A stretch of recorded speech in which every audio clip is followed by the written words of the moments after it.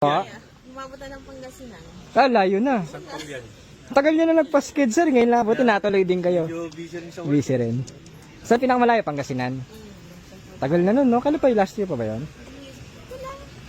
Hindi. Ibig sabihin last year pa natin na-release ba yan? Kailan ba na-release yun? Tagal na rin, ano? PMS lang.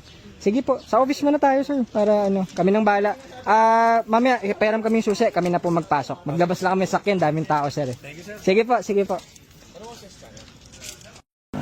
O kung nalala nyo to guys, ito yung 2009 natin, Hyundai Tucson, automatic transmission. Na-release natin to last year. So, actually, tawag na tawag sir, matagal na siya nagpapasked ng PMS. O ngayon, natuloy din sila, sobrang busy daw. O di, PMS lang natin itong Hyundai Tucson. At kung saan-saan na daw sila nakarating, Pangasinan ata, yung pinakamalayo. So, approve at maintenance lang tayo at PMS. Sir, okay na? Ano, ayos ba? Oo, naging bago. Naging bago. Ano ni boss eh? Saan ang biyahe nyo na ito ngayon? Dadali ni Mrs. sa ano eh, silang. Cavite. Oo, silang kabi. Okay. Ngayon sir, didiretso na kayo? Hindi, baka next week pa. Pinaano ko lang. Pinaano lang, konting PMS. O di okay na. Ito yung libre time namin eh. Mga nakaraan busy sa trabaho. Nakailang paskid na kayo dati sir, hinintay namin kayo eh. Adi at least okay na. Tsaka na-scan na rin natin, wala kahit anong error. So kahit biyahe nyo na ulit ng malayo. Ganda pa, hinintay namin. Manawag. Manawag. Salpab yan. Pinabless nyo. Hindi, ang bless nito dito sa kayo. Dati pa nung napag-release. O di okay na, nabiyahe-biyahe nyo na pala to. Saan nyo na pala ito nadala, no? Oo. Si ma'am, nagda-drive na.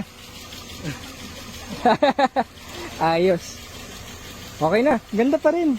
Alaga pa rin, ano? Kahit black. Kasi medyo mahirap i-maintain ng black, So, na-maintain ng ano. Yung nakuha niya namin parking niya. Ibubog. Kaya, o di maganda. Kaya pala makinis pa rin.